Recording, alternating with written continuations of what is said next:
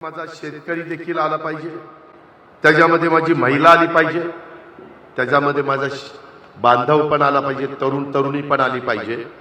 आणि ह्या सगळ्या घटकाचा मी विचार करत असताना त्याच्यात सर्व जाती धर्माच्या घटकाला न्याय देता आला पाहिजे, अशा प्रकारची भूमिका मी स्वतः त्याच्यामध्ये स्वीकारली। बजेट माझं जवळपास 6.5-6.5 लाख कोटीचं, पगारावर खर्च, बाकीचा खर्च, पगार सगळ्यांचे, सगळं ते पेन्शन आणि काढलेल्या कर्जाचं व्याज, त्याकरता मला 3 लाख कोटी लागतात।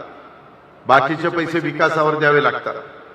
त्याच्यात काटछाट करून म्हणलं असं करायचं की माझी महिला इतके दिवस प्रपंचाचं काम करते, संसाराचं काम करते, तिच्याकडं स्वतःच्या काही इच्छा आकांक्षा असतात, तिला पण काहीतरी वाटतं की मी माझ्याकरता काही घ्यावं, परंतु तिला घेता येत नाही, तिला मुरड घालावी लागते।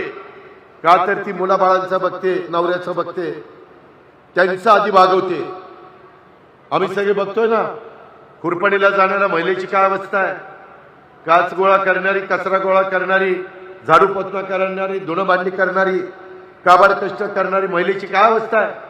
आदिवासी भागातल्या झोपडपट्टीमध्ये राहणाऱ्या काय माझ्या महिलेची अवस्था आहे। एक समाज मात्र कुठल्या कुठं खर्च करतो। अहो मधी तर तुम्हाला किती लोकांना माहिती आहे, एकाचं मोठ्या उद्योगपतीच्या मुलाचं लग्न झालं, खर्च किती गेला, 6,500 कोटी एका लग्नाला। कुठल्या कुठं फरक, आपलं गरीबाचं लग्न 6,500 रुपयात होतंय, तिथं 6,500 कोटी, एवढी तफावत आहे। मग आम्ही सरकारमध्ये राहून काय करतो?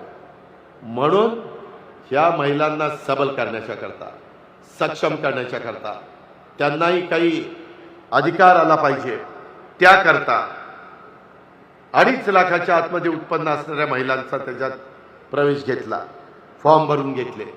आज आत्ताच दिलीपरावने विचारलं कितीतरी महिलांचे पैसे अकाउंटला जमा झाले, अजून पण होणार आहे।